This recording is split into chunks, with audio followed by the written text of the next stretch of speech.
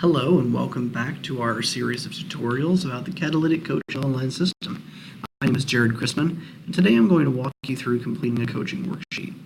This is my home screen, and as you can see on my screen, I've started my own personal input sheet, but haven't been coached or finished my personal development plan yet. Well, I'll get to that later. Right now, I want to focus on my team's progress this year. You can see that I have two members in my team right now. I'm coaching Janet Jamison and I'm coaching Andy Ames. I'm listed as the coach for both of them, and you can see that Janet has completed all the steps in the initial 3 phases. She and I are on track to have our first follow-up meeting in a few months. Andy is still working through the process. It took him a little bit longer to complete his coaching input sheet. Now, I've read his input sheet, which is very important, because that's going to impact how I will fill out my coaching worksheet. So now that we've had our input meeting, and now that I understand where he's coming from, his successes, his difficulties, and his goals, now I'm ready to really go in and do the coaching worksheet for him. I'll click Start It Now. Well, we're going to do the coaching worksheet for 2016, which I've looked at a little bit. So it says incomplete. When you first go to it, you'll see a button that says Start Your 2016 Coaching Worksheet right here. You'll click on that. If you're going back in to edit it later, like I am, you'll click on Edit. Now here, we see that there are 3 primary parts to the coaching worksheet. We're going to discuss the employee's strengths. We're going to discuss their areas for improvement, some of which may just be strengths that we want to accentuate, and we're also going to make some recommendations for employee development.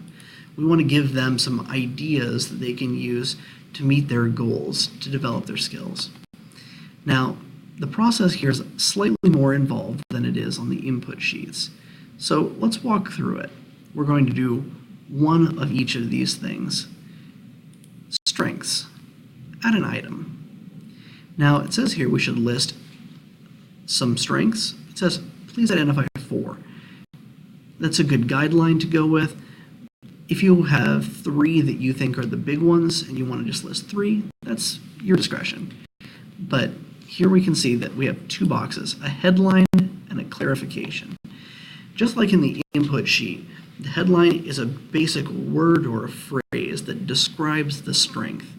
So when we're talking about Andy, as a manager, I know that Andy has an excellent phone demeanor. So that'll be my headline. But if Andy sees phone demeanor, I want to be sure that we're on the exact same page. So I need to clarify. So we'll say that phone demeanor is a clear, polite, positive, and precise way of communicating with clients over the phone. Okay, seems good. I know that Andy's very polite and very upbeat with customers. I think that's a real strength, especially since he's a sales representative. So we'll save that. Now, it's generated a box here, and it shows that phone demeanor is the heading, and then there's a clarification here below. But how does an employee know that we actually assess these strengths? How do they know we're not making it up? Obviously, we know our employees and we know their strengths inside and out. We're proud of them. But employees want to know that we're really considering their positive attributes as well as the areas for improvement. So what we need to do is we need to create a new incident. And what that means is we're going to give an example. We're going to show that we remember a time when his positive phone demeanor was valuable. Andy, a couple of months ago, it would have been in October of 2015, signed a new client.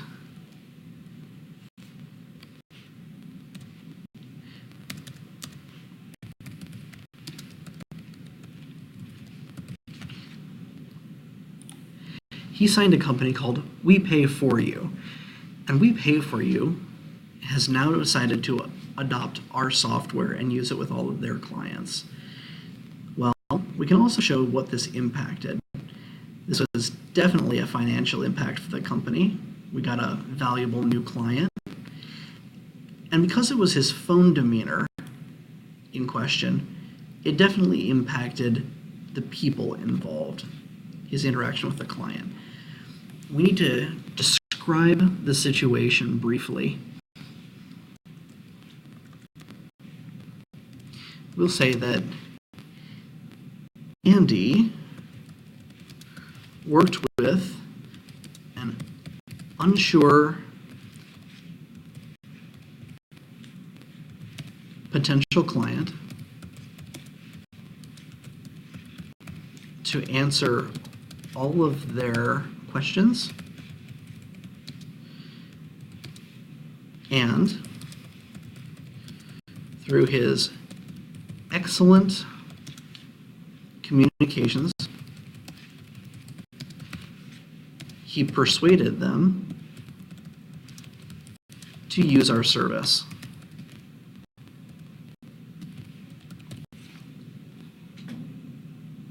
We'll save that incident.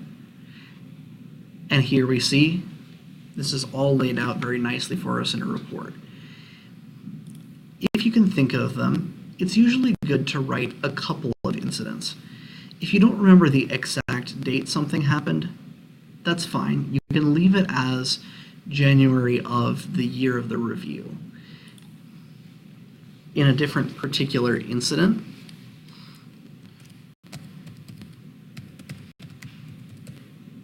we had implementation concerns,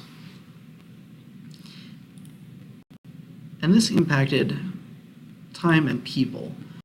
What happened in this situation was that Andy received, dealt with, and rerouted a customer complaint with the implementation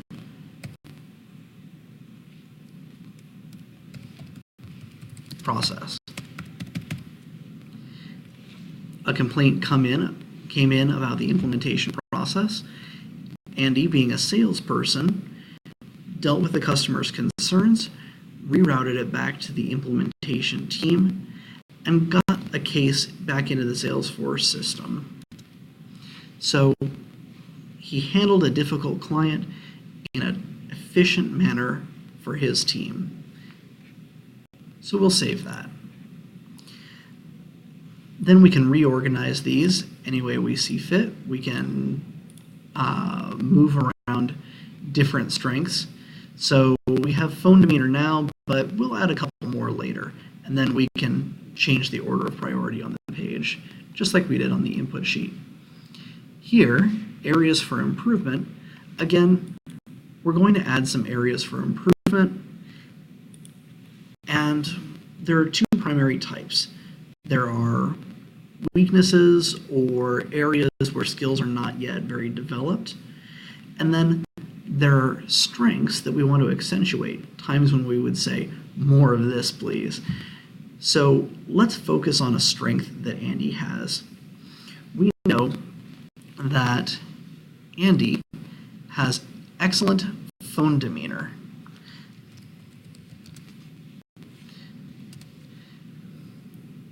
But we think that even though it's a strength, he can do better at it.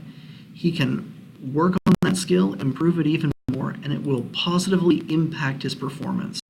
So we'll select performance impacting.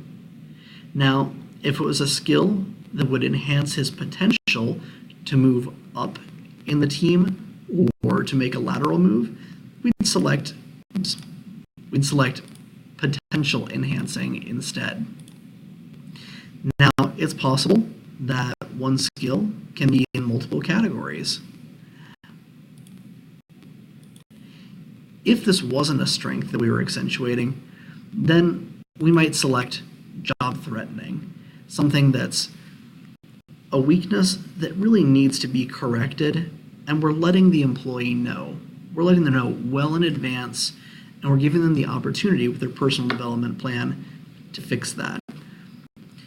If you have a job threatening box checked, it's always a good idea before you deliver that to the coachee to run it by the coach too, which could be whoever your coach is, could be Jared Chrisman, me, the career development champion, or it could be somebody who's in a good position to give you that external feedback about how to deliver some sensitive information.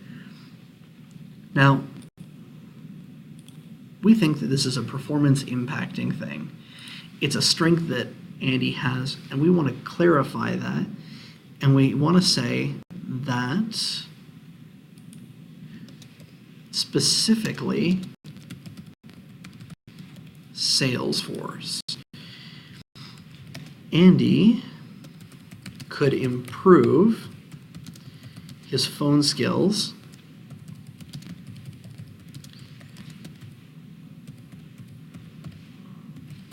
by consistently logging calls into the Salesforce system.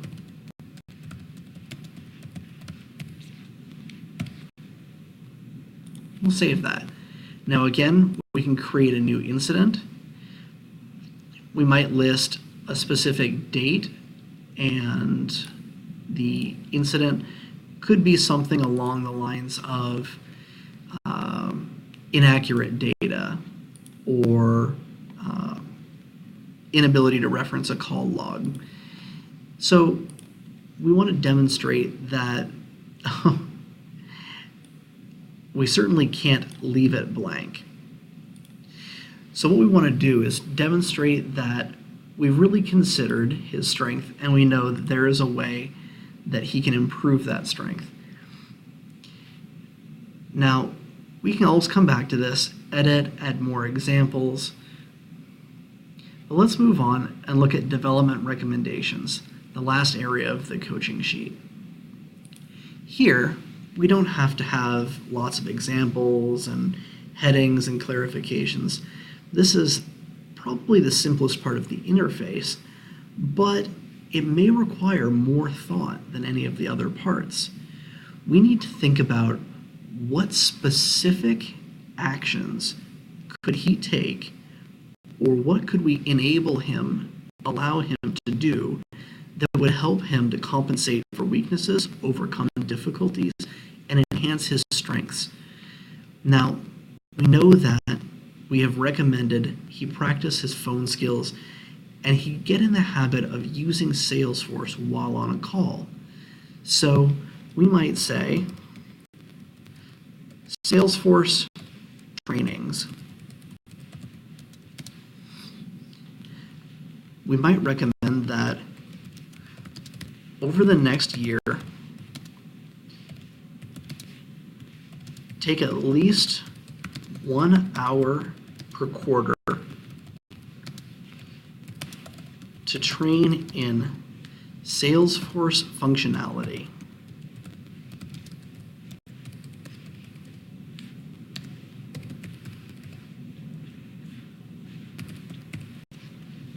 So that's a recommendation. Now, we can also say that might be helpful to let him know what there is that he can do with Salesforce. But what about that call logging?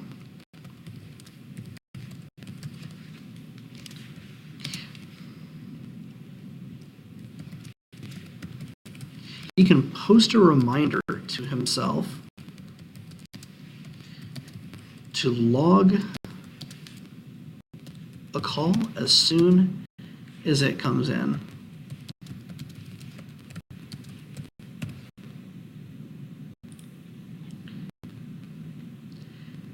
So he'll be reminding himself to log a call as soon as it comes in and not wait for later when he might forget.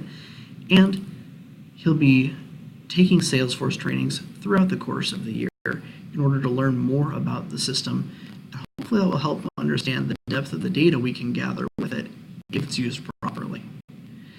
If we want, we can attach files and reference information, things like that, which will then get forwarded to our employees.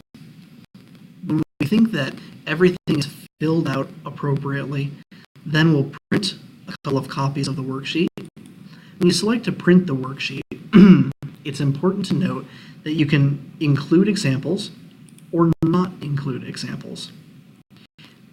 For the meeting that you have, you should print one copy that includes examples for yourself and a copy without examples to give to your coachee after the meeting. We don't want to give it to them during the meeting because we want to focus on face-to-face communication during the meeting, but it wouldn't hurt them to have a takeaway. Now, you can select that, and you can also select who needs to sign the sheet. Normally that'll just be the team member being coached and you. But in the event that you're giving job-threatening feedback, you'll want to select a coach too and have them review it and get their signature on the document as well. Now, these sheets will print to PDF. It'll open up in a file. You can save it to your computer or you can print hard copy, either way. Once you've got your sheets, request a meeting, and then after the meeting, which you as the coach will guide, then you will submit a copy to your team member. They'll use this in developing their personal development plan in week 5. If you have any questions about filling out coaching sheets, the type of content, about how to deliver feedback effectively, don't hesitate to ask your coach, to ask Jared Chrisman, the Career Development Champion, or to look on the Catalytic Coaching website or view our other resources about the process. Thank you for watching the video, and please don't hesitate to reach out with any questions that you may have. Thank you.